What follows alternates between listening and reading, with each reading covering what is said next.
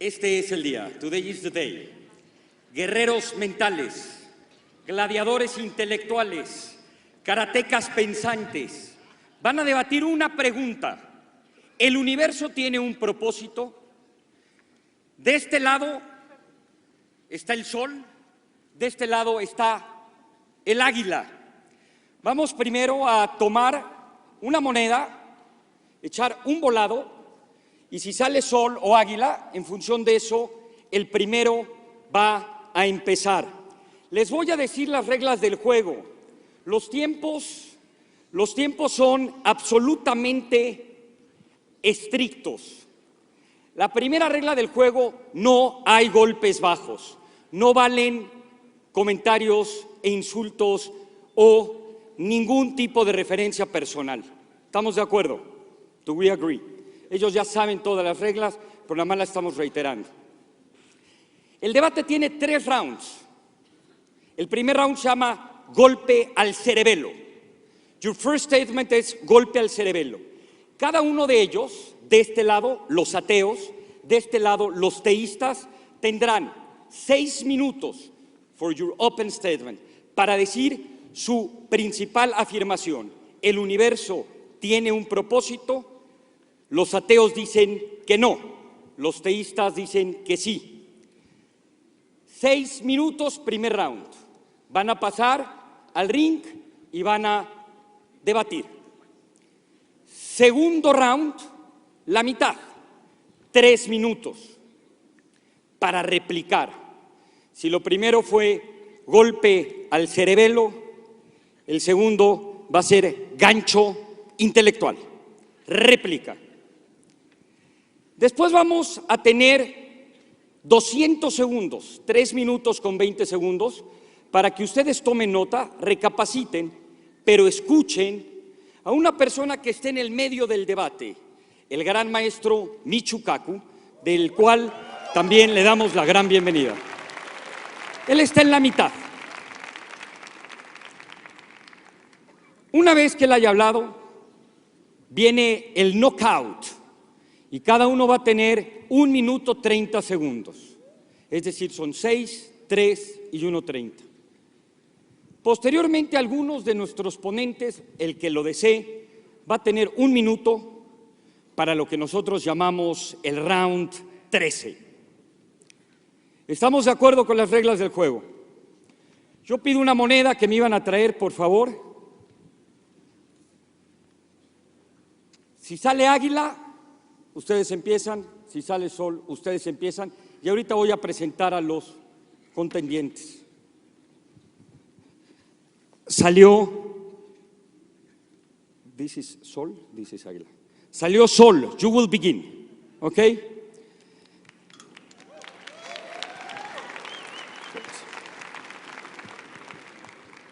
El primero que vaya a participar de ellos 3 es definición de ellos, el segundo y el tercero. Cada equipo tiene su estrategia. Cada uno sabe por qué puso en ese orden a su equipo. Les voy a platicar un poquito de cada uno de ellos, aunque ahorita pasaremos un pequeño corto. ¿Sí? William Lane Craig es profesor de filosofía. Could you please tell us which books have you written?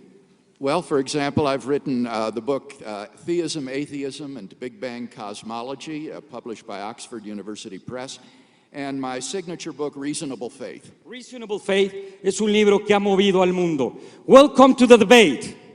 Un aplauso para él.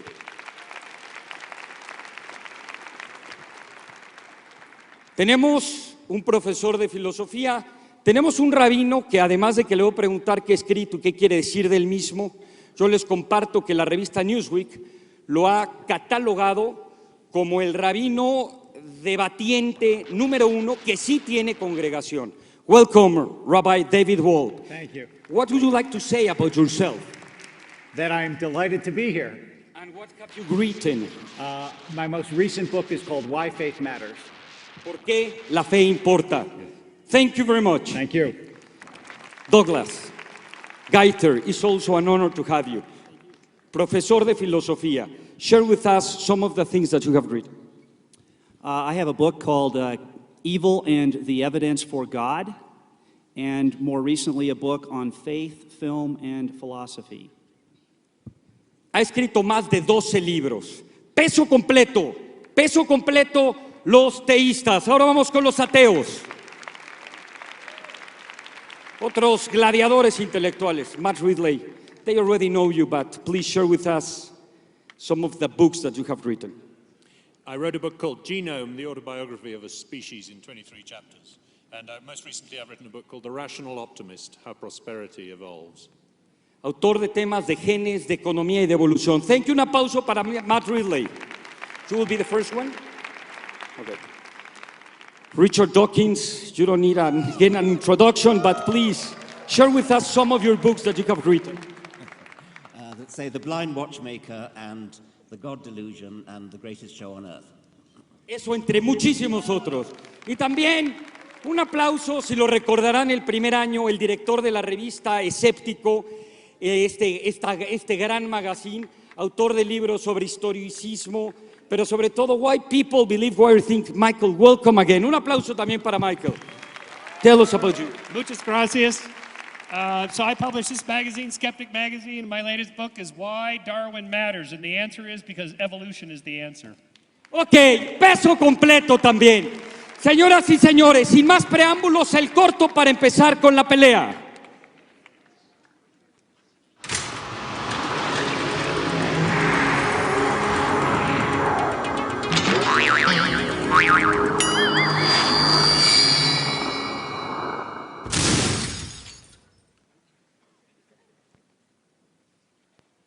Play 6 minutes. 1 second.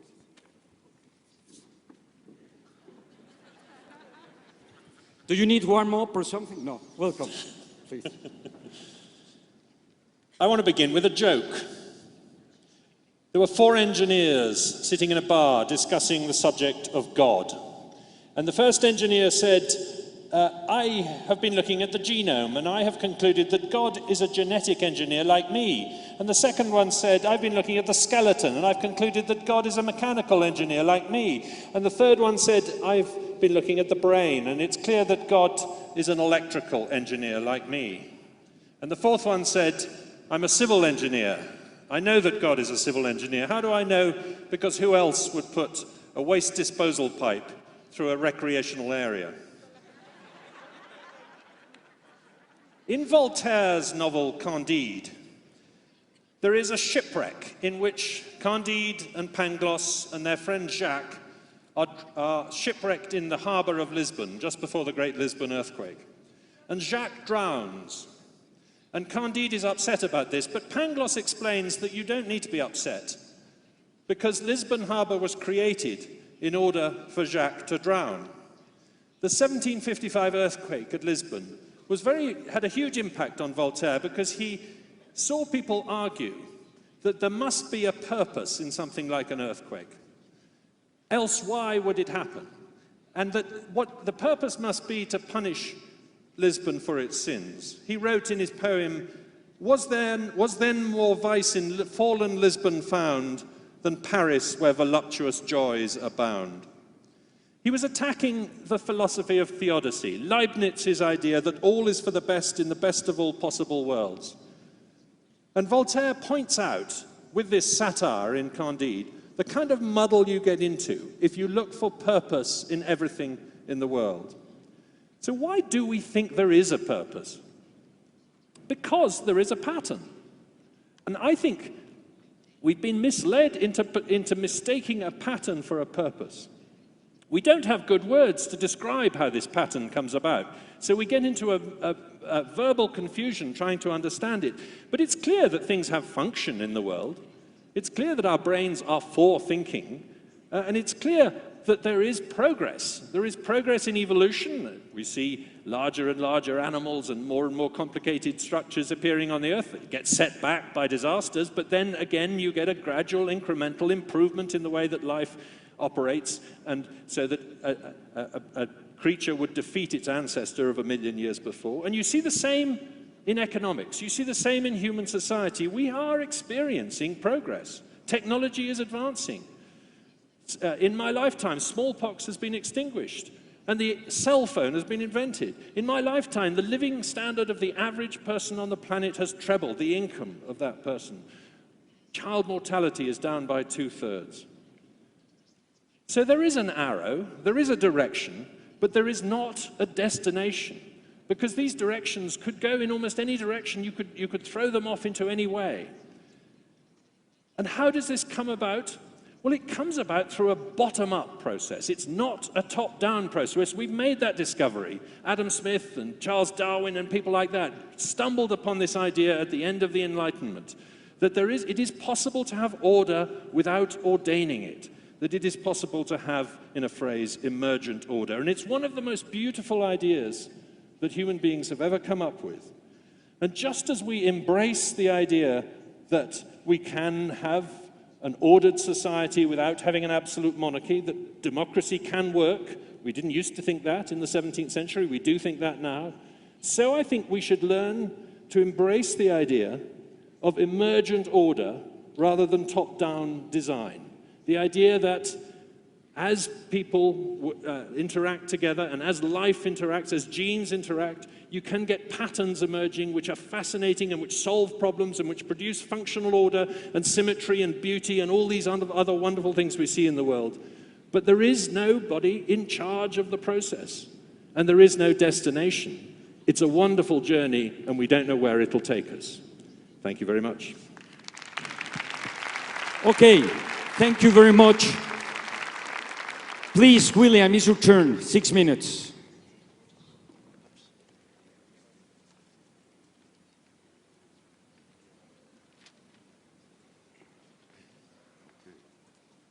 Thank you.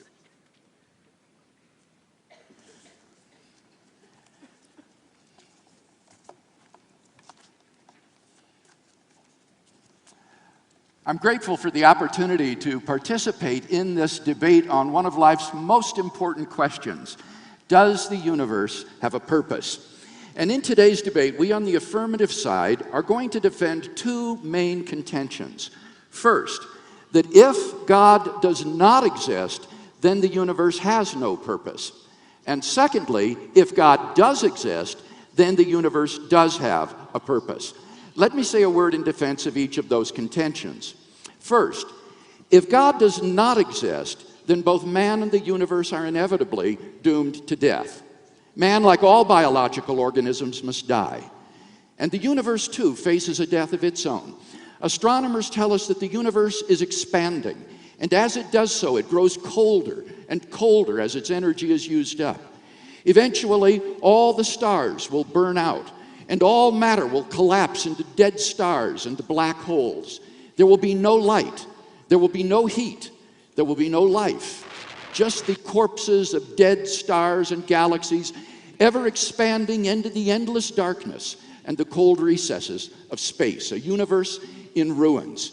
This is not science fiction. As unimaginable as it may sound, barring divine intervention, this will happen. There is no escape. There is no hope. On atheism, there is no immortality beyond the grave. And what's the consequence of this? Well, as many atheist philosophers, from Nietzsche to Russell to Sartre, have recognized, it means that life itself is absurd. It means that life is without objective purpose. As Richard Dawkins has put it, there is at bottom no design, no purpose, no good, no evil, nothing but pitiless indifference. We are machines for propagating DNA. It is every living object's sole reason for being. Thus, if God does not exist, then life and the universe are without purpose. But if atheism fails to provide a purpose for life and the universe, what about biblical theism? According to the biblical worldview, God does exist and man's life does not end at the grave. The purpose of life is to be found in a personal relationship with a holy and loving God. As the Westminster Catechism asks, what is the chief end of man? To glorify God and to enjoy Him forever. Biblical theism thus provides the two conditions necessary for an objectively purposeful life: God and immortality. And because of this, we can live consistently and purposefully within the framework of such a worldview. And thus biblical theism succeeds precisely where atheism breaks down. Now, I'd be the first to say that none of this proves that God exists. But in today's debate, we've been asked to discuss not whether God exists, but whether the universe has a purpose. And the answer to that question is, it all depends. If God does not exist, then the universe has no purpose. If God does exist, then the universe has a purpose. On this question, there need be no dispute between the theist and the atheist. I think we can all agree with those two contentions as I've stated them. Now, if our colleagues on the other side want to go beyond this merely conditional statement and claim that the universe in fact has no purpose, then they must prove that the antecedent of that conditional is true. That is to say, they must show that God does not exist. So what arguments did Professor Ridley give to show that God does not exist? Well, I basically heard only one, namely the problem of evil. This is not the best of all possible worlds. Well, certainly all of us need to face the problem of evil, and any account of evil must begin with this question: what is evil? I maintain that evil is a departure from the way things ought to be. I can think of no more reasonable definition of evil that captures our shared intuitions. But if we agree that there is evil in the world, and that evil is a departure from the way things ought to be, then we must also agree that there is a way things ought to be. But if there is a way things ought to be, then there must be some transcendent design plan or purpose that determines how things ought to be. And so there must be some transcendent being, a creator in fact, whose will is the basis for how things ought to be. And hence evil is actually evidence that God does exist. If atheists are right and God does not exist, then there is no design plan, hence no way things ought to be, hence no departure from the way things ought to be, and hence no evil. But does anyone here really want to claim that evil does not exist? So I don't think we've heard any good reason to think that God does not exist. Indeed, the theist is not committed to Leibniz's claim that this is the best of all possible worlds. Now, time doesn't permit me to develop in my opening statement a case for theism. Let me simply list the arguments which I have defended in my published work. Number one, God is the best explanation for why anything exists rather than nothing. 2, God is the best explanation for the beginning of the universe.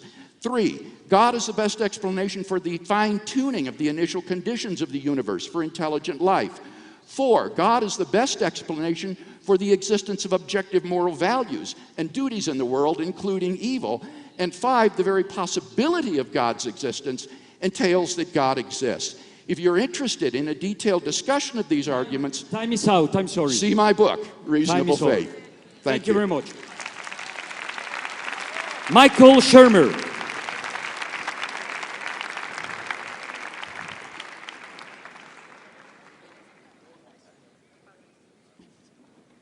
Where's that Rocky music? Good morning. As Thomas Huxley said, Richard, the good Lord has delivered them into our hands. I am the publisher of this magazine, Skeptic Magazine. By chance, and that's all it is, our latest issue is on the pseudoscience and nonsense of the whole happiness purpose movement. That is, once you believe that the universe somehow has a design purpose for us and us alone, that I can have anything I want, all I have to do is wish it, pray for it, ask for it, and it will appear. The Mercedes in my driveway, the healing of my aunt's cancer, or miracles to appear upon my wish. That's just pure nonsense. There is not a shred of evidence that any of this is actually true. It's wishful thinking. And that's the problem of thinking that the universe has some design just for us. However, I'm a scientist. I'm willing to look at new data, some evidence. So here's an example, guys. If you could have God grow some new limbs of amputees of soldiers in the Iraq War, Christian soldiers with Christian families praying for them to be healed, I would seriously consider that and changing my mind. So far, this has not happened, not even once. Apparently, God can't even do what amphibians can do in growing new limbs. If there's a purpose, surely we would see at least one sign like this, and yet we have zero. Okay, so then what is our purpose? We come from stardust. All of the elements of which we are made out of were cooked inside stars, coalesced into new solar systems like ours, and here we are, complex organisms.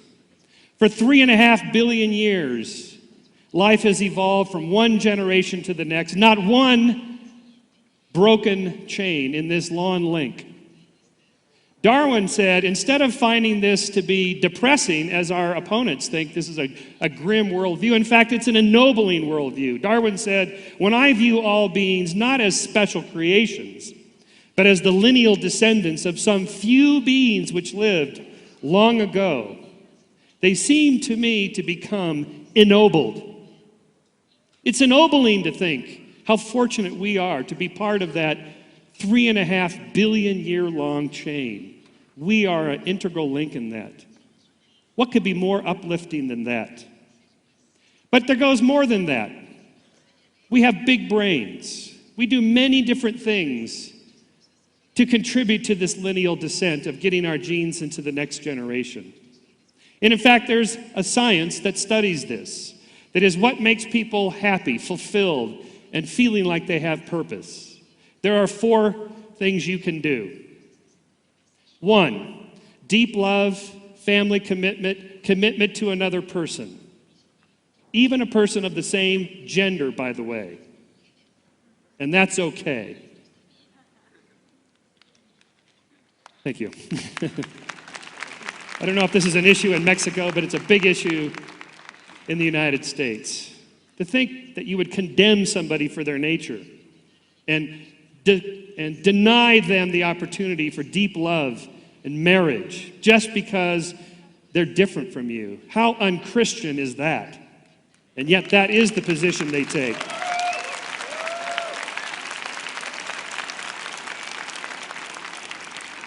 Two, meaningful work and career. That is, doing something productive. Makes people feel fulfilled, happy, and have a sense of purpose. Not just to make money, but to actually do something in the world that makes a difference. 3, we're a social primate species. How we interact with other people matters. So the third thing you can do is be involved socially, politically, in your community. Not just your family and your extended family, but people you don't know, strangers, manning the soup kitchen, volunteering for nonprofits, helping other people in some way. This is one of the most important things that people report makes them feel better, happy, fulfilled, giving deep purpose in their life. And finally, 4, some sense of transcendency, something beyond you. Now, religion claims this as their monopoly, their exclusive rights to the idea of being spiritually fulfilled. This is nonsense.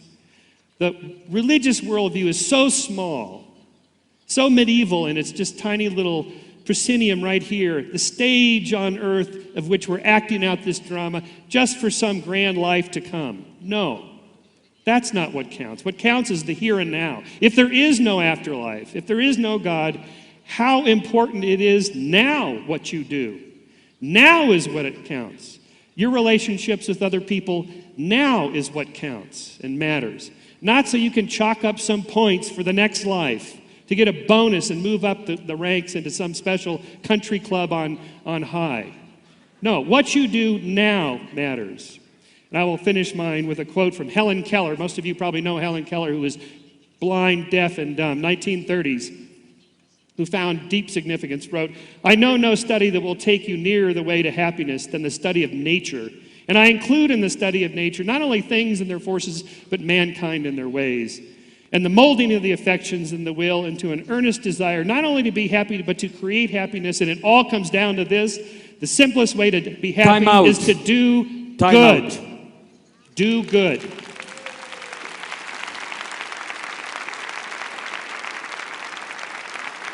Rabbi David Wolpe, welcome to the ring.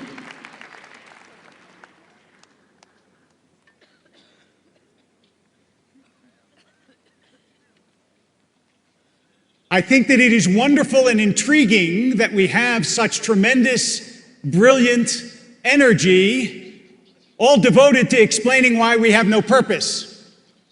And I want to present the possibility that we do, first of all, not only because this world, this universe, because remember, the question is not do you have a purpose, but does the universe have a purpose?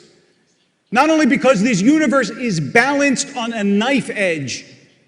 There are all the cosmological constants, which if you changed even by a fraction, would plunge us into darkness forever.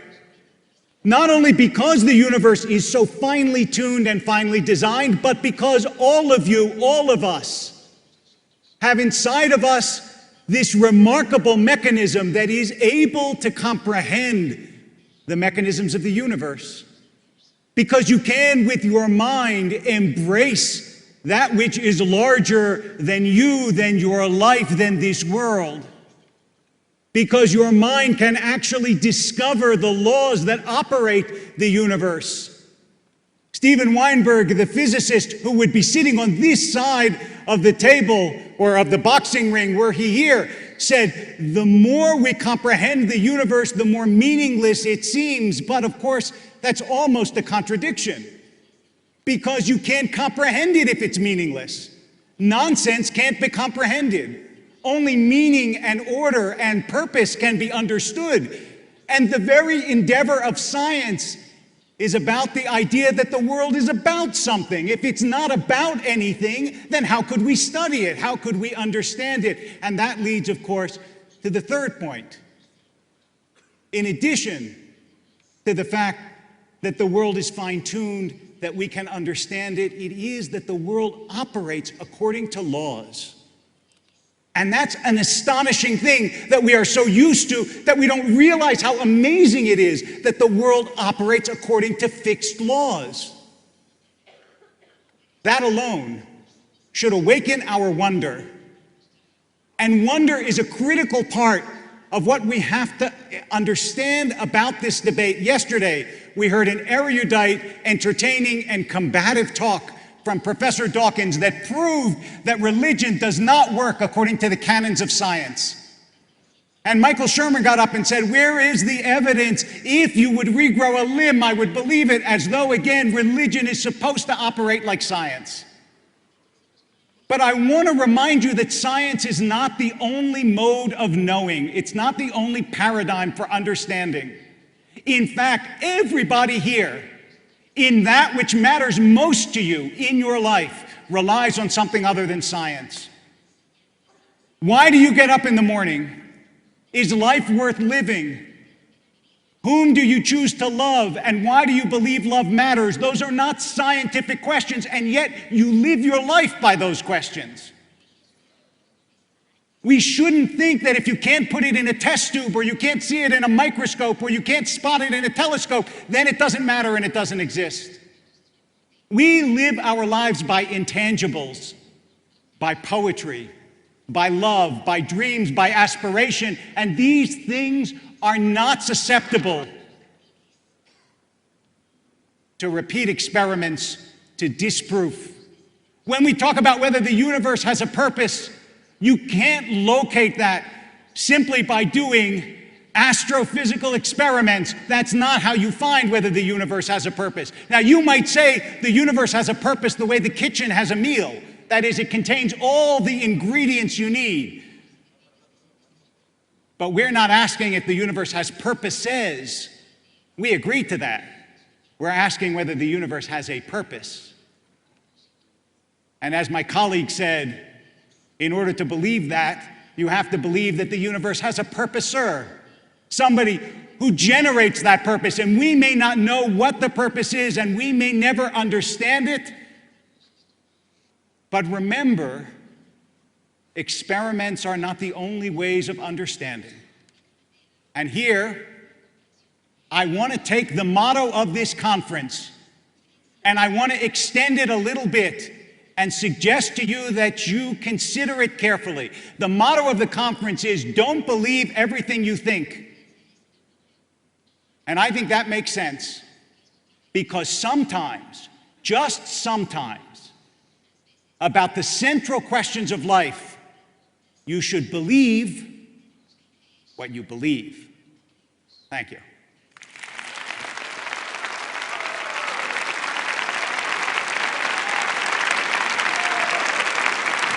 Richard Dawkins, please, to the ring.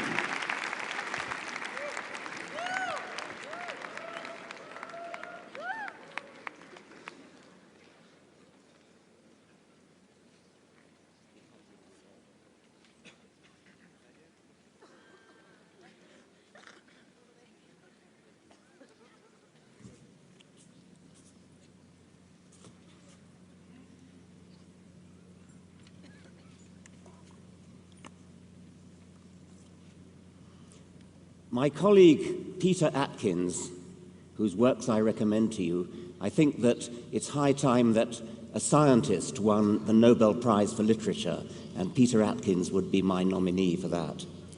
He was once invited to give a lecture in Windsor Castle, which, as you know, is one of the homes of the British monarch. And at the end of his lecture, Prince Philip said, "You scientists are awfully good at answering the how questions, but what about the why question?" And Peter Atkins said, "Sir, the why question is just a silly question." We humans are obsessed with purpose. It seems perfectly natural when we're presented with an object to say, "What's it for?" It starts in childhood.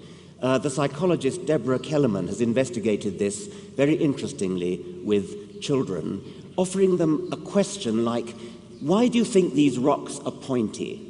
Is it because of some geological explanation, geological cause, or is it so that animals could scratch on them when they get itchy?" And below a certain age, I think it's about 6, most children answer with the teleological answer with the purpose question. Yes, they're pointy so that animals can scratch on them when they get itchy. Children then mostly grow out of that purposive way of looking at the world, but not apparently everybody.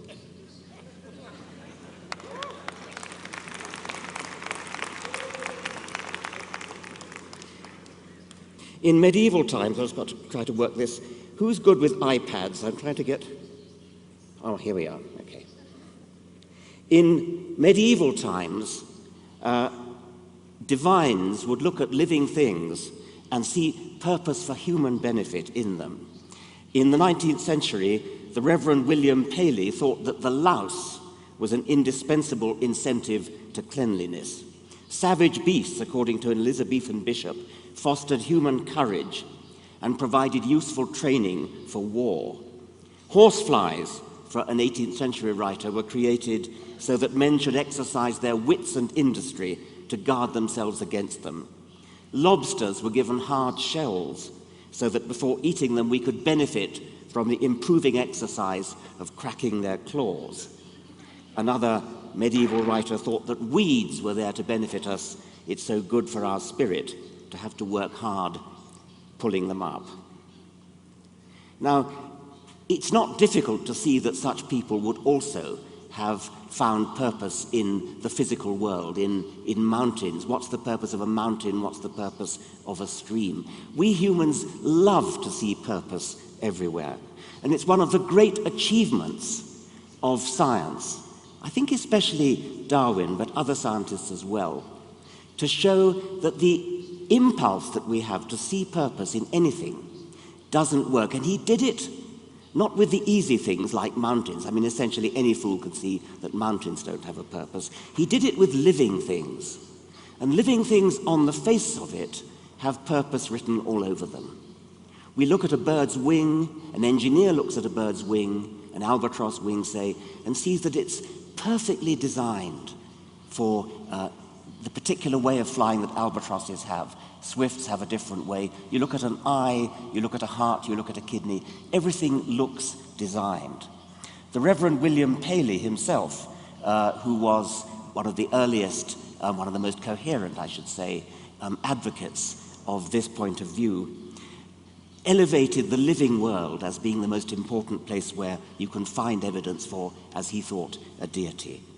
Don't look at astronomy, he said, look at living things. But what Darwin did was to show that even the worst case, even the most difficult case, that's the living case, has a perfectly rational, simple explanation. You do not need to resort to the idea of a designer. That was an astonishing intellectual achievement. Something as complicated as an eye, something as complicated as a heart, even a brain. Who would have thought that by the laws of physics, unaided, unviolated, just filtered through this brilliant process of natural selection, evolution by natural selection, that the blind laws of physics could produce the illusion of design as complicated and as persuasive as we see in the living world. Well, our colleagues on the other side have probably mostly given up on the living world. That was their happy hunting ground. That was the best place for them to operate, as Paley recognized. So they've been forced back now into places like the origin of the cosmos, the origin of the universe. And they like to point to the origin of the universe and say, well, science can't explain the Big Bang, or science can't explain where the laws of physics come from. Physicists are working on that. That's what scientists do. They don't lie down and pathetically say, oh, we don't understand it, so God did it. Scientists actually work on the problem. They set to work, they roll up their sleeves, and they work on the problem. One day, physics will answer those deep questions. And even if it doesn't, even if physics doesn't answer those questions, what on earth makes you think that religion can? Thank you very much.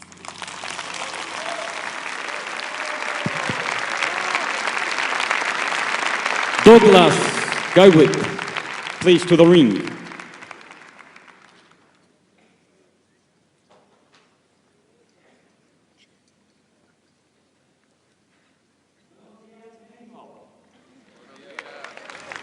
Y buenos días, Puebla.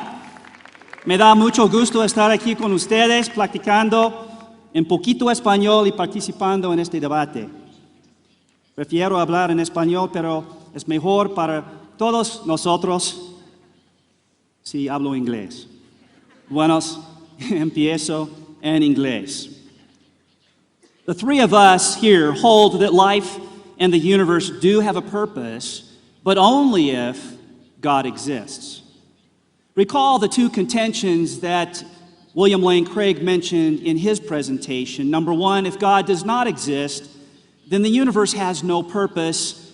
And two, if God does exist, then the universe does have a purpose. He spoke of this God as the God of biblical monotheism for a reason, and that is that this God is a God who does more than exist. The God of biblical theism purposefully created the universe. This God also created human persons in the divine image. And so God has endowed human beings with certain properties and capacities, including rationality, demonstrated here today, consciousness, felt by each one of you, capacities for interpersonal relationship, moral responsibility, and freedom of self-determination. You are free to choose whether to be here today or not. And God continues to be personally interested in the lives of all individuals, whether or not they believe in God. But God has made special provision for loving relationship with those who endeavor to please God by doing God's will. Cheerful obedience to the loving will of God fulfills the highest ideal of living a purposeful, meaningful, deeply fulfilling life. Now, our colleagues here may agree with our two main contentions. If they agree, though, with these two claims, then presumably they believe that the universe has no purpose. And so it seems from the things that they've said in their opening statements.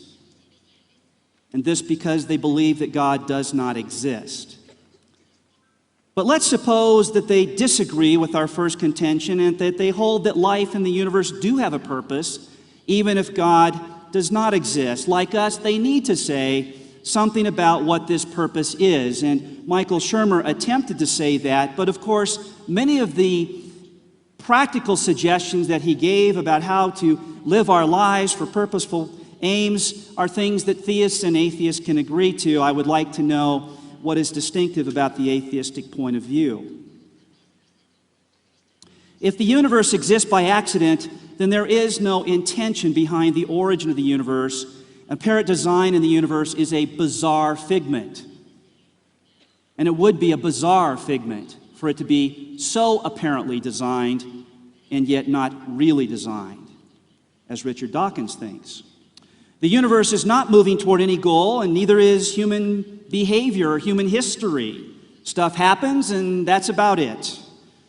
There is no real ideal pattern for human behavior in the good life, nothing ultimate and transcendent that gives us a lodestar for how we should pursue things that matter. Personal meaning is really whatever you can make of it artificially, if you can do anything about it at all. Now, if any of those on this side believes that life in the universe has a purpose, that purpose, I believe, rests entirely on an arbitrary existential choice at best. Now, the irony of this leads us to evidence that God exists, because this choice that we might make without the idea of God for a meaningful existence is only possible because we are endowed by God with a capacity of self-determination. They can't explain why we experience freedom and are capable of planning and developing projects and following our aspirations without reference to a personal God who has endowed us with that freedom. So any arbitrary existential choice about the purpose of life, if it really is a choice, depends ultimately on the existence of a freedom-bestowing God. And if this is true, then a choice that denies God is a choice for what you might call an absurdly meaningful life. The meaning of any life that rejects God and God's loving will is a form of rebellion against ultimate purpose. For some, in fact, meaning is found in defying God by not believing in God. What about the case for God's existence then? The evidence is rich and complex, and I as well have written in detail about this. But this morning, I wish to point out that our collective interest in this question, the whole point of the conference centering around purpose,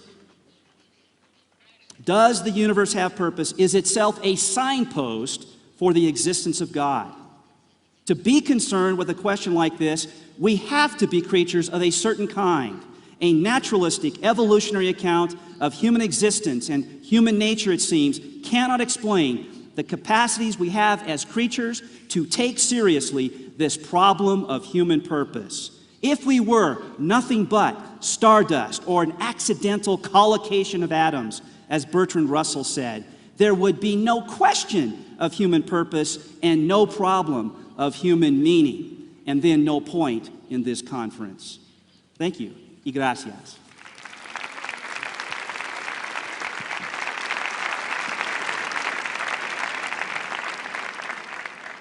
Vamos a pasar al segundo round. Antes pediría, por interés de mucha gente, si prenden tantito la luz, antes de empezar el debate, levante la mano los que creen que el universo tiene un propósito. Perfecto. Los que creen que no tiene un propósito. Está muy debatido. Los que están en el medio, como Michukaku, es decir, que están poco embarazados. Bueno, vamos al segundo round. If you want to change the order of the persons that will go to the ring, is your decision for both sides. Si quieren cambiar el orden de las presentaciones por razones estratégicas, tienen, por supuesto, su derecho. La segunda parte es más un diálogo. Ya dieron su punto de vista, pero ahora hay que rebatir el punto de vista del otro. Porque el punto del otro no les parece que está congruente o correctamente bien explicado. Primero empezaron ustedes, you were the first ones to begin. Ahora vamos a empezar con los teístas. Tienen 3 minutos. Gancho al intelecto. Now is your turn. William, welcome to the ring. 3 minutes, please. Un aplauso, por favor.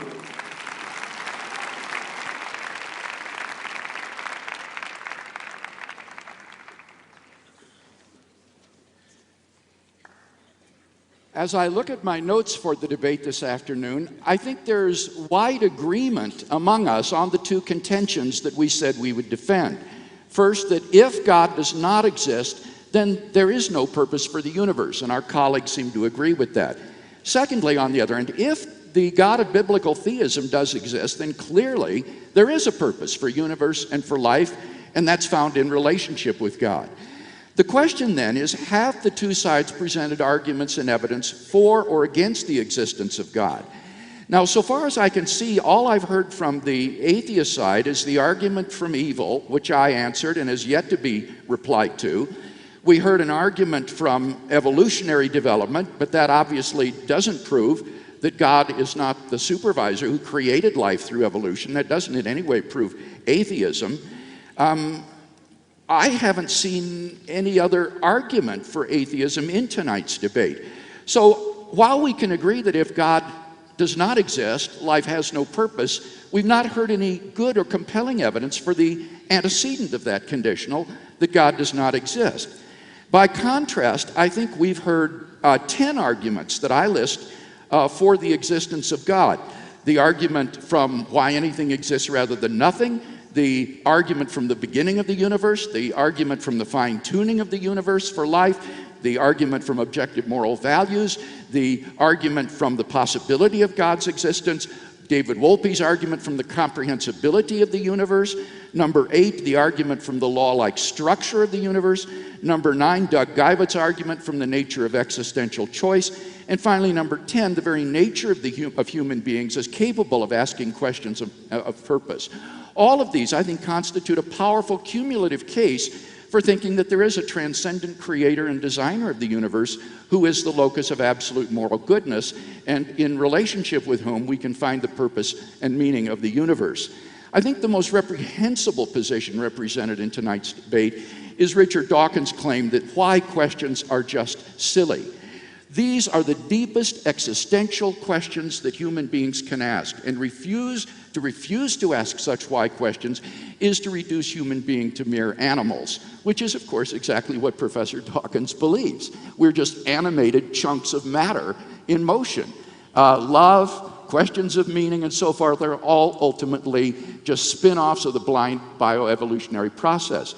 But if God exists, then clearly these are meaningful questions. These are vital questions for the nature of human existence and destiny.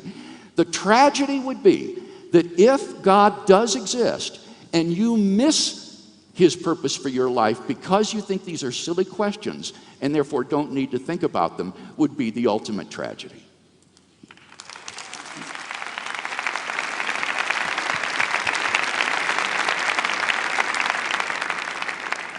Matt?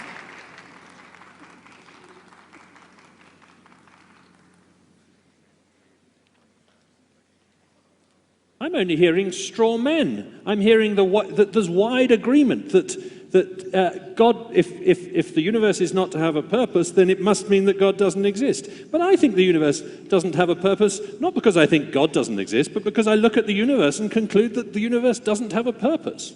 It's nothing to do with whether God exists or not. We can go on to discuss that as well, but it's not. It's simply wrong to say that we've agreed that the universe will have a purpose if God exists. And I've also heard it said that it's not possible to live a fulfilling life without a freedom-bestowing God. Well, I think that's a terrible mistake.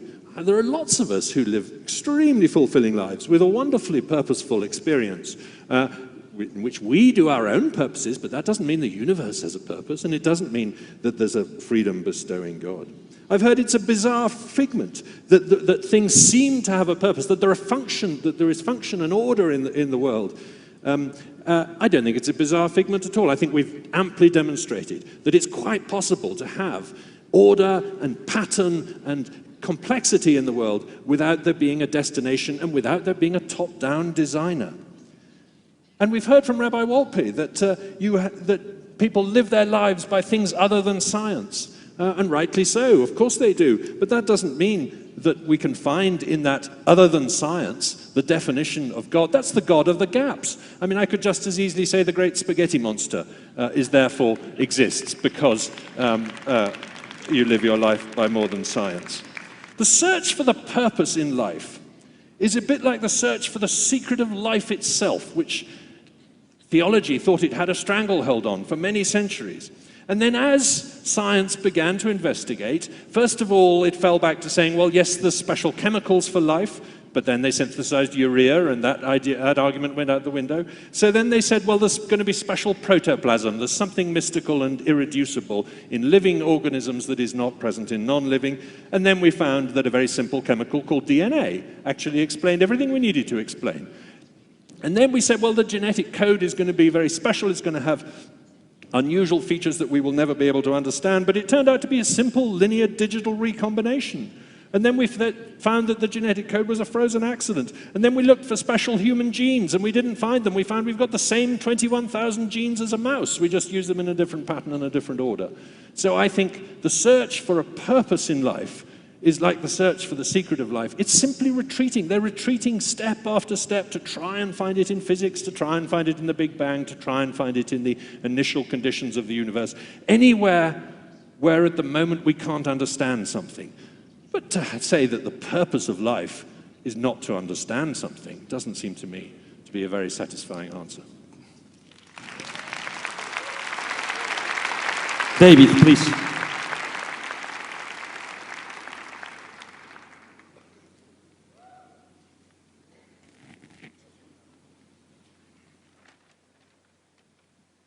I couldn't agree more. It's not a satisfying answer to say that the purpose of life is what we don't understand.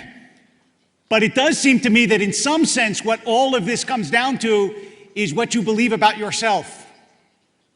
If you think you are an accident of ancient chemistry and you believe that you are entirely composed of matter and there is nothing intangible about you and there is nothing spiritual about you, nothing ineffable about you, nothing that isn't ultimately material, then you must believe that the universe as a whole has no purpose, because we know that the universe is composed of things that are purposeful and seem to be purposeless, all of that. But what about you? Does the universe speak to you on some level? And here, as much as you might think that someone can answer this reductively, that someone can say, well, look, it's all about your DNA, and it's all about the way in which the stardust eventually, by a long process that we call evolution, whether it's in physics as an evolution or in biology, resulted in you, if that's your explanation for what you are, then yeah, the universe did not certainly intend to create you. It didn't intend anything, and it has no purpose. But you might cling to the thought, not that human beings are the only special creation in the universe and there might not be a great proliferation of life elsewhere, but that there is something special about you. That when you look in the eyes of somebody you love, you see more than something that is just a collocation of atoms that is here for a brief crack of light between two darknesses. You might actually have a poetic and spiritual understanding of what it means to be a human being, and you might be unwilling to have that robbed by somebody who sees you in reductive and material terms. You might think that you have a relationship with God that you can't put on a blackboard, that you can't explain, that you can't account for, but that is real, just like the love that you feel for the people in your life who are dear to you. And what I guess I'm saying to you, and maybe what this divide is really about, is whether you think the universe is a mystery or a puzzle. If you think it's a puzzle, then you think it's susceptible to rational explanation, and one day we'll figure it out if we're only smart enough and we try hard enough and we're not pathetically lazy, as we religious people were called a moment ago. But let me tell you what we lazy people think. We think it's a mystery. We think we'll never figure it out. We think it's about God.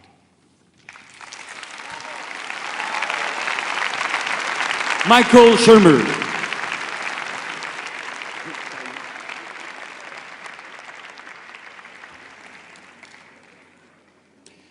Well, I think we need to clarify a couple of words here. When we talk about does the universe have a purpose, obviously not.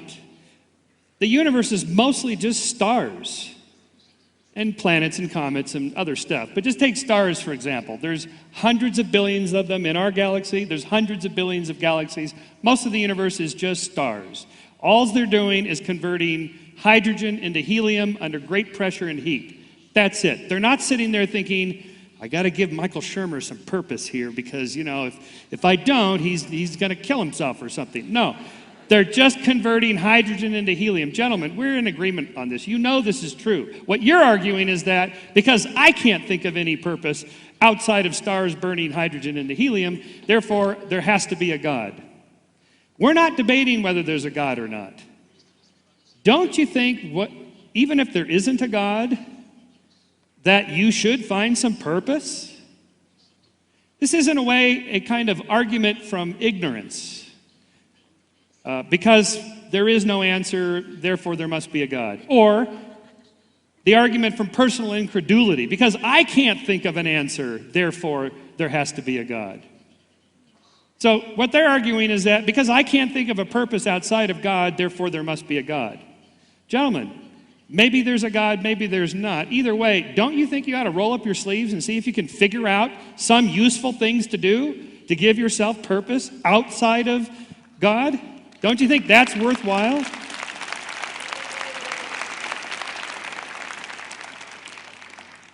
I used to be on this side. I went to Pepperdine University. It's a Church of Christ school. I was a born-again evangelical Christian for 7 years. I believed that argument until I gave it a little thought and thought, wait a minute. Shouldn't I be doing these nice things for other people? Shouldn't I be finding love and commitment to somebody, a meaningful career, helping my social community and being involved in politics, trying to transcend myself and do something outside of myself? Shouldn't I be doing those things anyway? So here's my challenge for you, gentlemen. Let's just do a thought experiment here for just a moment. Just pretend there is no God. Did you just lose your purpose in life? Don't you think you should be doing these good things anyway? If there turns out there is no God, gentlemen, really, would you stop doing the things you're doing? Would you stop being loving to your spouses? Would you quit being nice to other people? Would you rape, pillage, and steal? No, I don't think so. I think you're doing this anyway, even if there is no God. So just try it on. Just try it on for just an hour here. Try on the atheist cap. Just see how it feels. Nothing will change. You'll still have meaning and purpose in life. Thank you.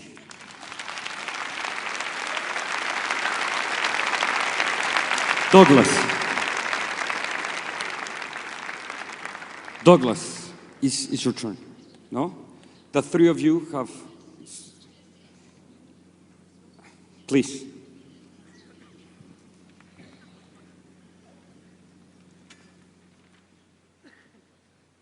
Excuse me for that.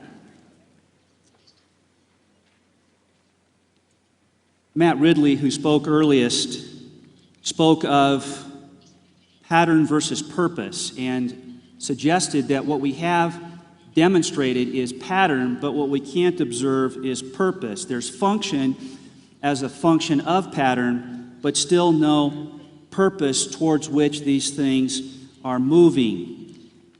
And then he spoke of progress. We are experiencing progress. Progress in our scientific understanding of the world and in our use of this understanding in developing technology that helps us make our way in the world. But what is this idea of progress if it's not a concept of value?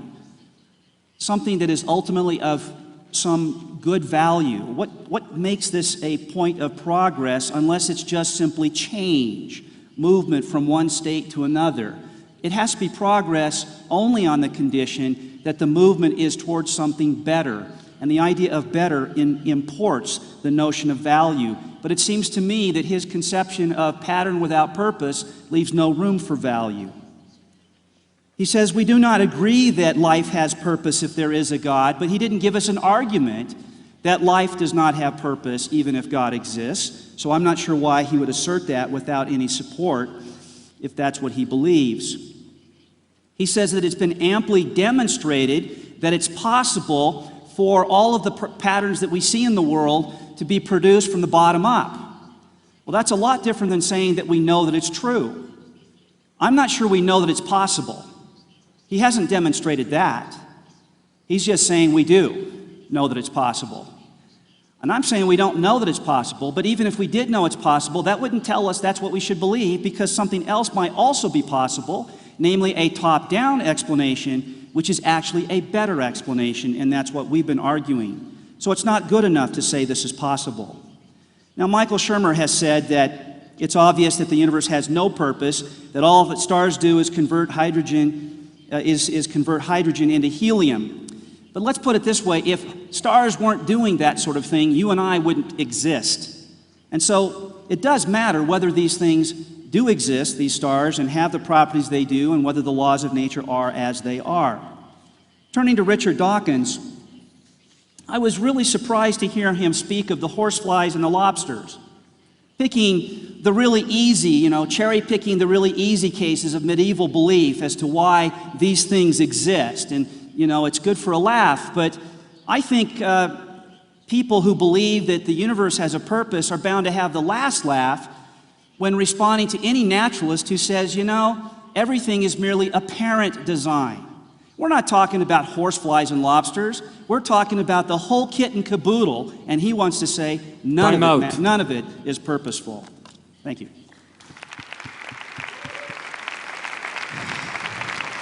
Richard Dawkins, please.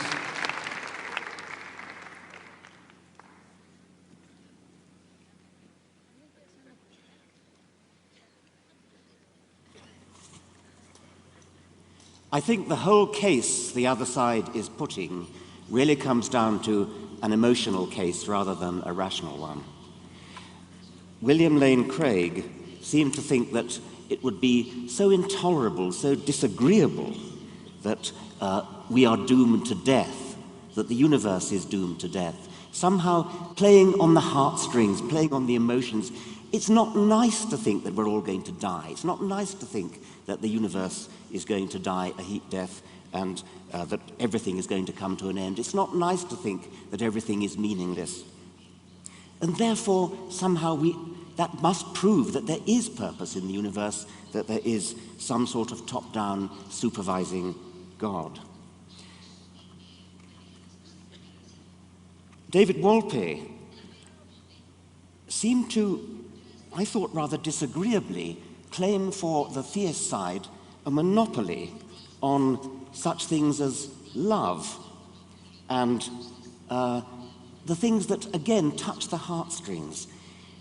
Do the people on that side really think that atheists don't love? Do they really think that we don't get a fantastic swelling of the breast when we look up at the Milky Way, when we look down a microscope and see the amazing complexity of life? Do you think that we don't have emotions? Do you think we're somehow mechanical? The other side uses words like mere, accident, reductive, nothing but chemistry, nothing but blind forces. What our side is saying is that because of the amazing process of evolution by natural selection, we have brains that bring into the universe, maybe for the first time, that bring into the universe all these wonderful things like love and value and indeed purpose. We construct our own purposes. Do you seriously think that the people on our side don't have purposes? Do you think that we don't fall in love? Do you think that we don't, when we write our books, have a purpose in writing our books? Do you think that when we go through life, we lack all purpose simply because there is no top-down governor? We have purposes just the same as anybody else. But we have an explanation for why we have a brain that has a purpose. It's because of evolution by natural selection.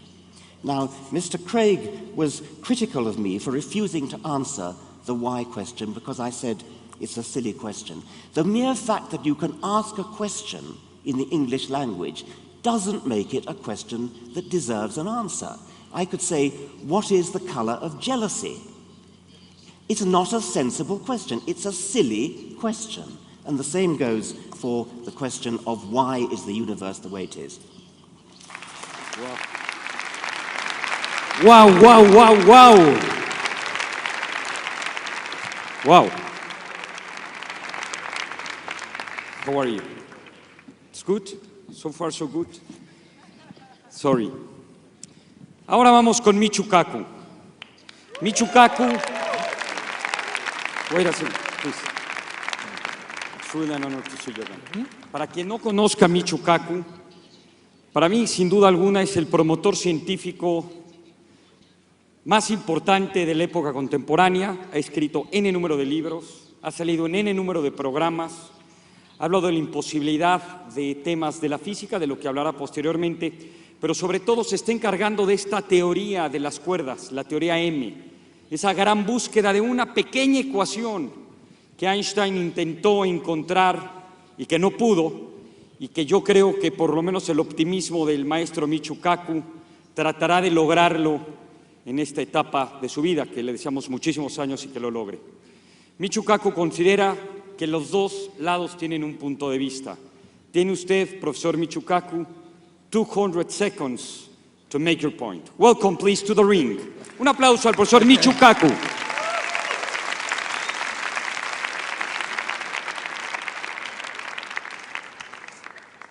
Well, after such a great introduction, I can't wait to hear the speaker myself. On one side, we have my esteemed colleagues who are 100% certain that the universe is pointless, meaningless, and there is no God. On the other side, we have another group that is 100% certain the universe has a point, has a meaning, and there is a God. One side's right, one side's wrong, right? My personal point of view is they're both wrong.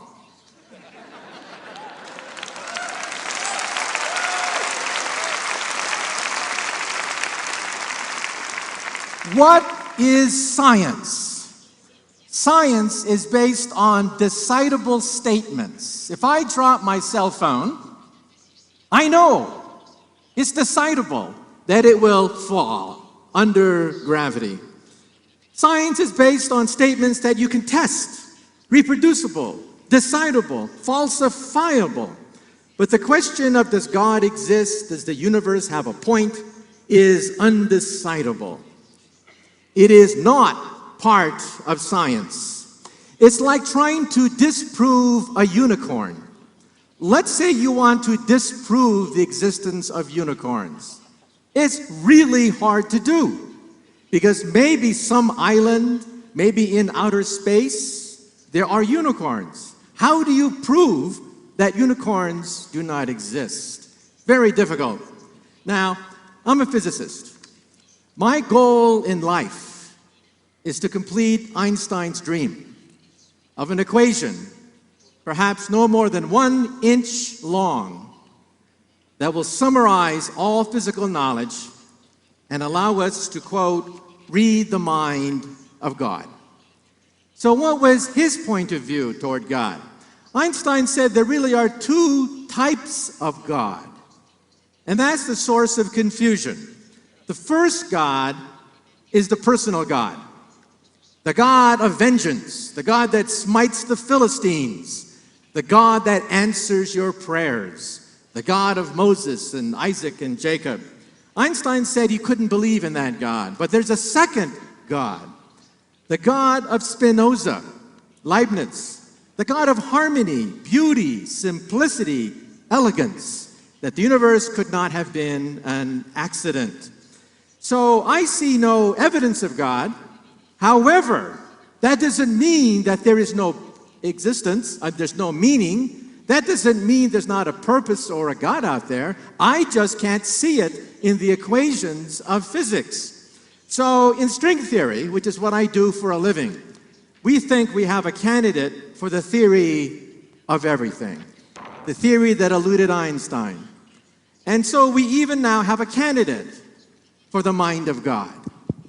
In string theory, because everything is based on vibrating strings, Time out. the candidate for the mind of God would be, oh, time's up.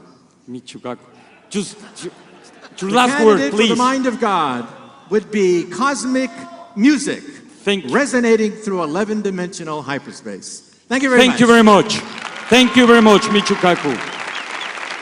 Vamos a tener la oportunidad de escuchar al maestro Michio Kaku por 21 minutos, bueno, 20.10 pronto. Vamos un pequeño corto para que los karatecas mentales procesen y sepan cuál va a ser su knockout, su último argumento.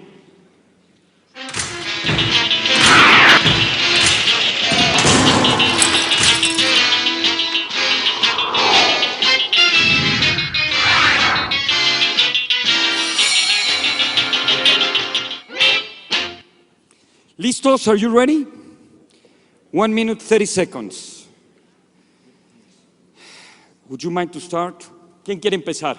Empieza el sol. Matt, 1:30. I agree with David Wolpe on something. I agree that there is mystery out there, that there is some things we will never explain. I believe, actually, that we're going to create more mystery the more we discover. Science is in the business of generating mystery. That's what it does. I simply don't agree with the final step of the argument, because there's mystery, so there's God.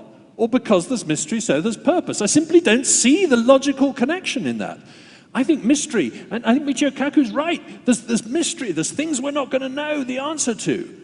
But the idea that you can somehow jump from that to saying everything we've learned about life, about planets, about things, that everything we've learned so far has shown them to be purposeless, that's all wrong, and that suddenly, round the next corner, we're suddenly going to find purpose. That's simply implausible. It's a bit like saying that suddenly, round the corner, on a mountain in Mexico, we're suddenly going to find a unicorn. I don't think that's very likely. I think it's extremely improbable that we'll find a unicorn. We've got a wonderful explanation for unicorns now. Unicorn tusks did turn up in medieval Europe. They were the tooths of narwhal whales. That's what they were. We know the answer. So, of course there are mysteries. There are going to be more mysteries. We're creating mysteries all the time. But that doesn't prove a purpose.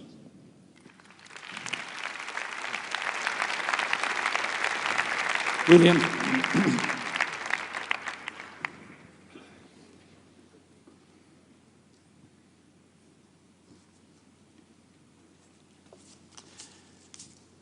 There has been a major shift in the last two speeches in this debate. Did you see what it was? We've argued tonight, first of all, that if God does not exist, then the universe has no purpose. Our atheist colleagues admit that. But now what they've been claiming is, but look, we can construct a purpose for our lives, in Richard Dawkins' words. Or in Michael Shermer's words, we can develop ways to make us feel better, feeling like we have a purpose. Now, you see, this just is to say that we can pretend that the universe exists for some purpose. And this is just make-believe. This is the subjective illusion of purpose. But there is, on this view, no objective purpose for the universe. And we, of course, would never deny that you can't develop subjective purposes for your life. The point is, on atheism, they're all illusory. And that's why I agree with Richard Dawkins when he said, at bottom, this is an emotional question rather than a rational one. I wish I had had the courage to say that. I'm convinced that people adopt atheism, at least tonight, primarily for emotional rather than rational purposes. The rational arguments tonight all have supported theism. But you cannot live as though your life were purposeless and meaningless. And therefore you adopt subjective illusions of purpose to make your life livable. And that's why I think atheism is not only irrational, it is profoundly unlivable. You cannot live consistently and purposefully within the context of an atheistic worldview. Thank you.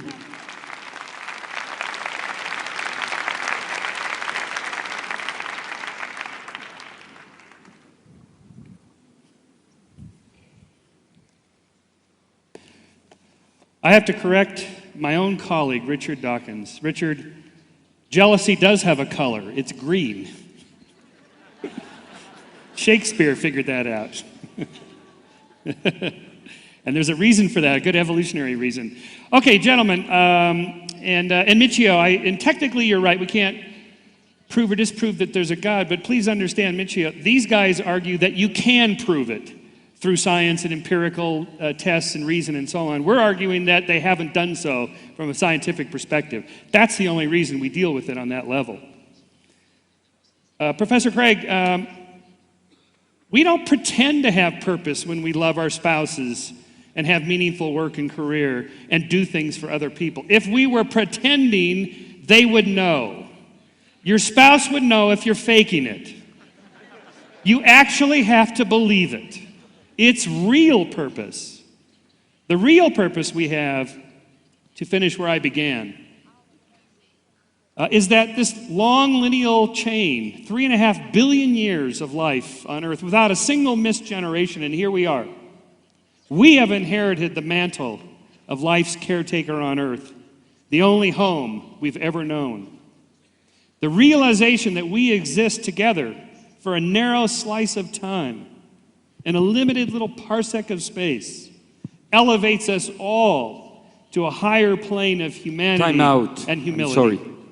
Thank you. I'm sorry. David.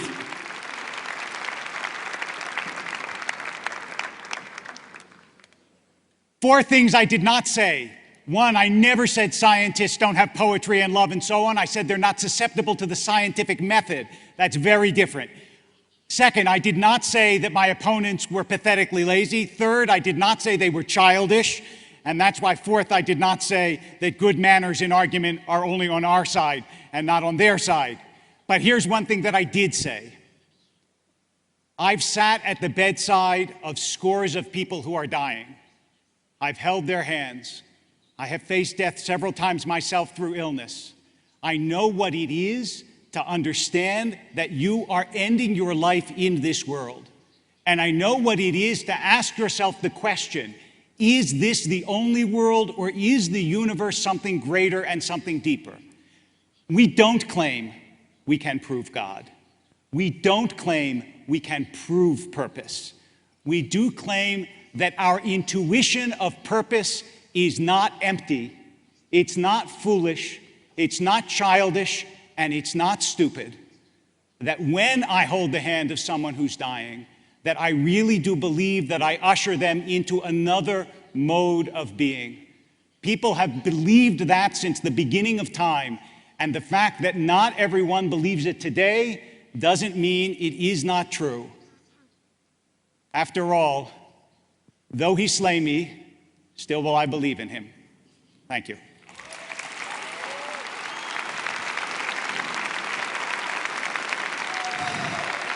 Professor Dawkins, thank you.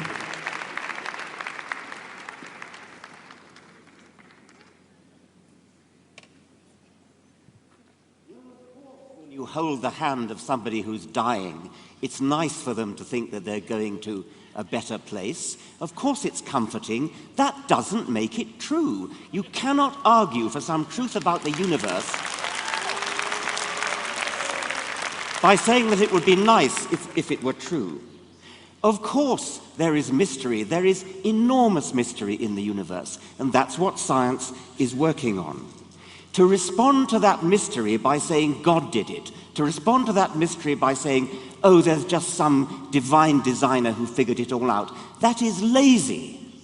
It doesn't answer the question. Darwin provided us with the role model for how you approach that kind of thing. He took the really hard case, which is life. He took the case where it seemed obvious to everybody that it had to have a purpose, that it had to be designed. He showed for the hard case that it could be done. That's what science is working on. The mystery, when it is solved, will be solved by scientists who will use the Darwinian method. That's to say, they will explain in a bottom-up way how it is not just that life came about, and we know that, we understand that now, but also how it is that the universe came about. That is the challenge of science. That is what science is going to rise to. We shall not resort to lazy, second-rate explanations that just lie down under the problem and say, God did it. Time out. Wow. Un aplauso, un gran aplauso para los seis maestros. Please, if you could stand up, un aplauso de todos para ustedes.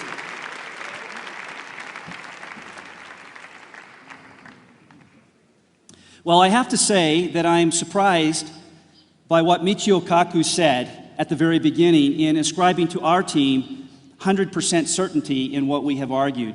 I don't think any of us claimed to have 100% certainty, and in fact, I would say that all of the arguments we presented for the existence of God were probability arguments.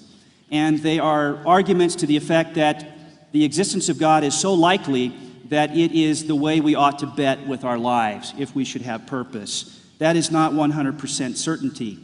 But I did get the sense of 100% certainty that science is the only source of knowledge, according to this side over here. And Michio Kaku, maybe that's your view too, I don't know, because you did say that the God question is undecidable.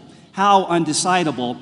Well, presumably because you can't prove that God exists or even show his probability if you have science only to go with. But of course, there are many things we know, including that God may well exist because of other evidence without depending exclusively on science. Richard Dawkins has accused us of making an emotional argument. But I believe that his presentation is especially emotional. He has not argued that God does not exist. Thank you. He has not shown that any of the arguments we presented here today are fallacious. Rather, he has simply dismissed the idea of God as pathetic. Time out, I'm sorry. That's emotional. Thank you. Thank you very much.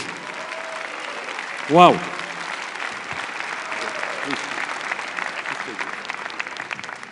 Ahora viene el round 13. En el round 13, algunos de nuestros speakers, would you like to join us? If you want to say something, it's perfect. Van a bajar con mucho cuidado, very carefully, y van a tener un minuto. A Mira Axel, porque no tuvo mucho tiempo de dialogar con Jerome Friedman, le vamos a arreglar 1 minuto y medio. ¿Estamos de acuerdo? Okay, Jerome Friedman, Amir, you will have 1 minute and a half. Thank you. I promise you have it. Can you hear Todos me? los demás van a tener 1 minuto. Please, if you want to get in, pasen. Todos 1 minuto y medio, va. Pasen. Henry. Okay, if you want, you can wait there. But, Amir, 1 second, please. First of all, our Nobel Prize will begin with 1 minute and a half. Please, from this position. Jerome Friedman, su punto de vista.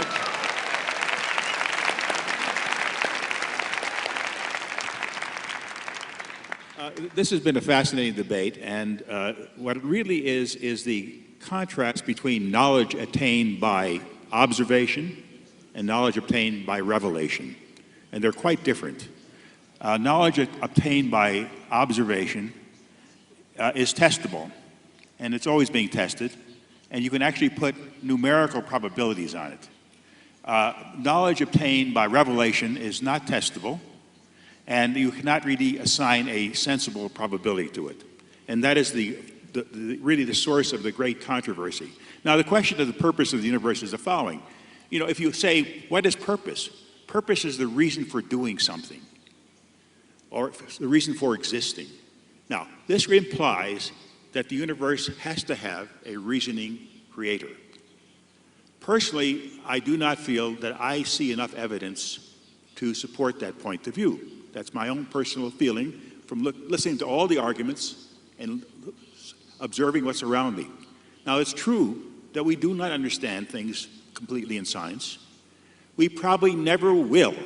There are mysteries that will always elude us because there are things we cannot measure. We can't go outside the observable universe. We can't go before the Big Bang. We cannot approach those regions. So we have to assume that we will be ignorant about certain things. Now, the question is whether you have to have a narrative to fill in that mystery. Time out, I'm sorry. I'm really sorry. Un aplauso, por favor, para John Friedman. Amir Axel, it's your turn. Thank you. Thank you very much, Andres. I'm very delighted to see that both sides here embrace physics as the answer for everything, and the two physicists here had little to speak. They had spoke the least. But I would like to say one thing. The way to approach the argument is we're a little bit premature, because as Professor Kaku said, we're not yet at the final theory. We don't know everything yet. And what I want to do here is to give you an idea of where the final theory is going. Professor Kaku's approach of string theory is one direction. There are other directions called supersymmetry, and we have something called the standard model, which is 3 formulas in his book, actually.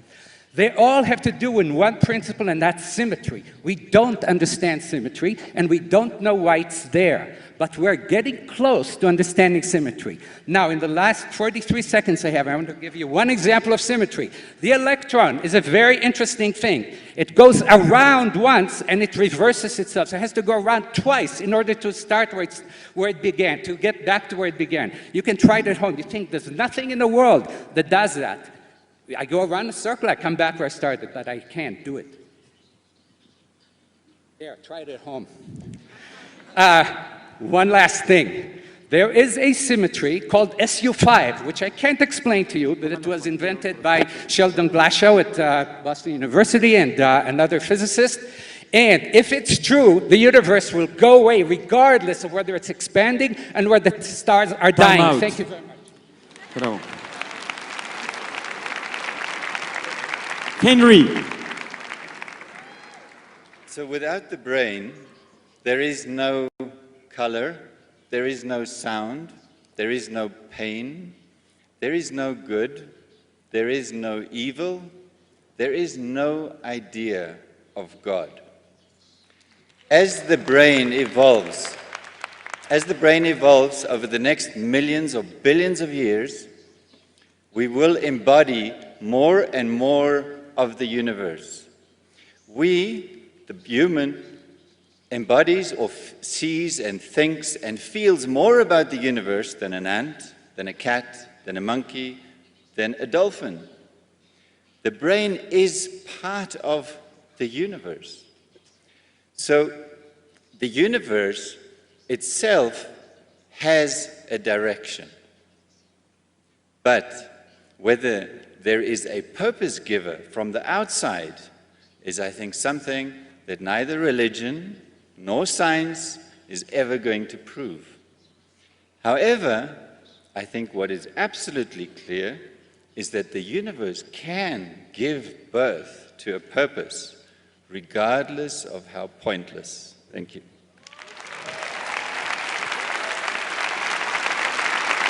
Please. Professor Schacht.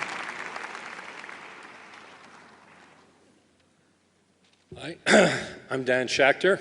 I'm a humble experimental cognitive psychologist who studies memory in the brain. I'll tell you a little bit about that later this afternoon. I don't know whether the universe has a purpose or not. I don't know whether we're going to be able to find out. I did find this debate very interesting, the opinions expressed on both sides. And I'm going to step back from the debate and look at it from the perspective of a cognitive psychologist. What interested me mostly was what's going on in the heads of the people on the two sides. We heard a mixture of some very sharp reasoning.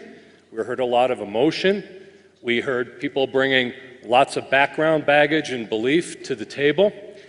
And that gave me a great idea. I want to go back to my lab and start studying how people reason about God and the purpose of the universe.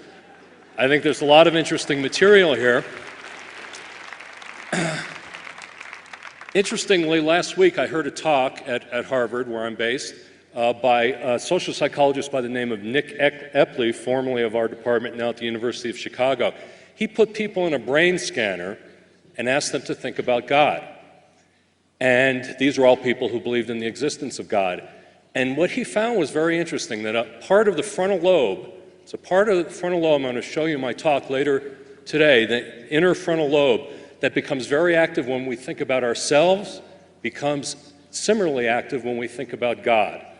I don't know exactly what to make of that finding, but I'll ask the two sides to think about it.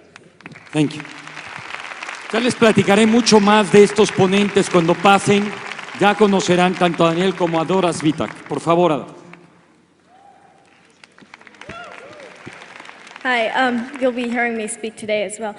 One of the things was the question, does the universe have a purpose? I think it's difficult to say as far as the universe goes. I mean, it's kind of like asking, does this stage have a purpose? Well, I mean, we're on it, but is it going to go further? Is it going to do something great? I'm not sure. I mean, it's a stage. It's the universe. It's galaxies. It's stars. It's not just people.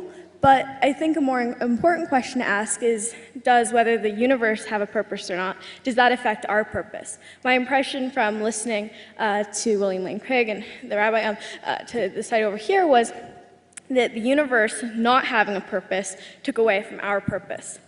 But I believe that, I heard the rabbi say that, a purpose needs a purposer. Why can't we be the purposer? We heard about the collective brain. Why can't we have a collective purpose? Ultimately, I don't think that the question of whether the universe has a purpose will affect our purpose. And I hope that each and every one of you will think about what purpose you want to have in life outside of a religion, to do it for the sake of having a purpose, not because of the universe. That was just my thinking after listening to it. Bueno, Michu Kaku, 1 second, please, Michu. Stop. First, here I am, in the middle. Well, wait a second. Sean will take the word, please. You can start the clock.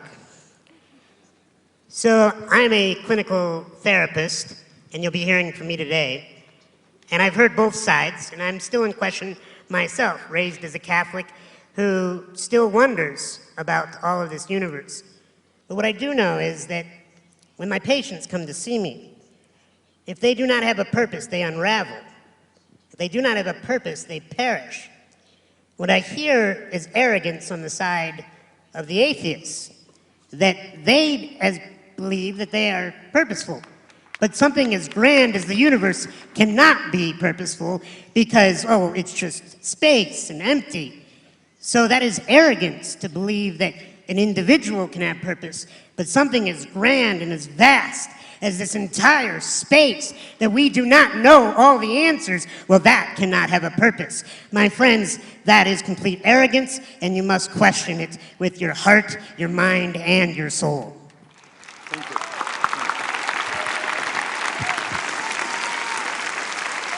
Okay, Michu Kaku, please. In my next book, Physics of the Future, I try to predict the next 100 years based on interviews with 300 scientists. Very difficult question. But I predict that 100 years from now, on the 103rd anniversary of this conference, we will have another debate arguing the same thing over again. Because for two reasons. First, it is undecidable. You cannot decide this question using any known rational means. It is undecidable. Second, there's probably also a God gene. Some people believe that perhaps we are genetically predisposed to believing in higher beings, in which case we'll be talking about this debate forever, as long as we have our genes. Now, my colleague Stephen Hawking recently wrote a very controversial statement, was in all the headlines. He said, first, we have a theory of everything. It's string theory, the theory that I work on, and it takes you before the Big Bang. Therefore, God is not necessary, because we now have a theory of the pre-Big Bang universe. My attitude is, well, where did string theory come from? It goes on forever. Even if you could go before the Big Bang, then the question is, where did that theory come from? Time out. Undecidable. Thank you.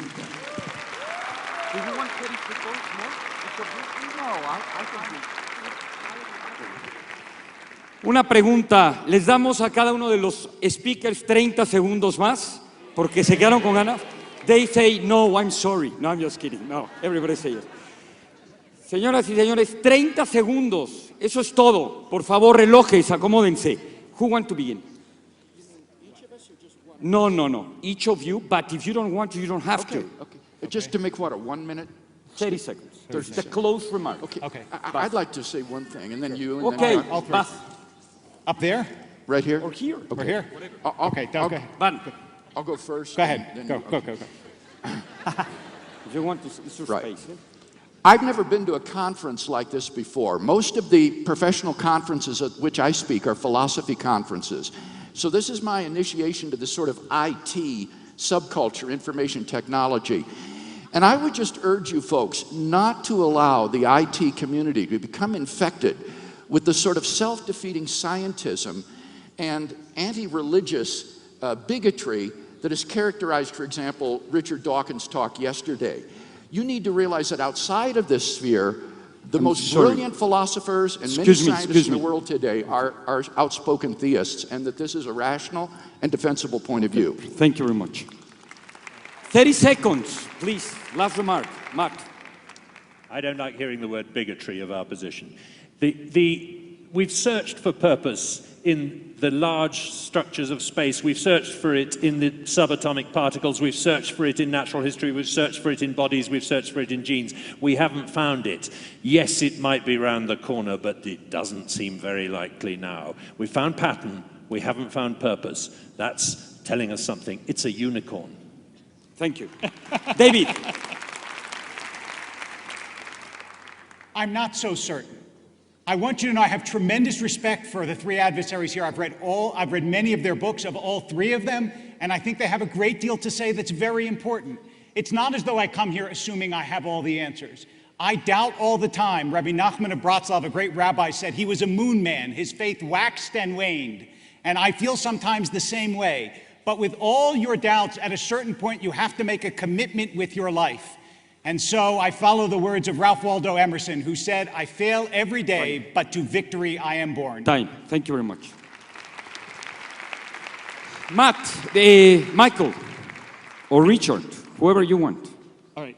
Okay, so first of all, we're not saying that the universe has, that we have no purpose. We are the purpose givers. We are the humble ones in that sense. So, and it comes from the fact that this is what we do. We look for love, career, work, meaningful work, helping other people, and transcendence. That's where it comes from. We are the purpose makers. And I'll leave you with a purpose you can have. Always seek purpose with somebody else's purpose in mind, and never seek purpose in trying to take somebody else's purpose away. It's a very simple principle. Okay. Please, Douglas. Well, first of all, I simply want to thank our moderator and the entire conference organizers team for including a handful of theists in the program for this conference. I'm serious about that, and I hope that will continue. I think it's a very worthwhile discussion we've had. Let me finish, thank you, with a quote by C.S. Lewis, a great Christian thinker, who said, "If I find in myself a desire which nothing in this world can satisfy, then probably I was made for another world." Thank you. Time. Richard Dawkins, the last remark. Simplicity is that which is easy to understand. Complexity is that which is difficult. We as scientists are engaged on an enterprise to understand complexity, and that's the difficult problem. Purpose is one of the manifestations of complexity. Purpose comes from brains. Brains come late in the universe. Brains and purpose and all the other things like love are things that require explanation, and we are working on explaining them. That's not arrogant, that's hard work, that's diligence, that's going for Time it. out, I'm sorry. Gracias. Hay veces que nos gustaría seguir pensando sobre pensar. Por cierto, les recomiendo muchísimo una obra de teatro, ojalá llegue a México, se llama La última sesión de Freud, entre C.S. Lewis y Sigmund Freud.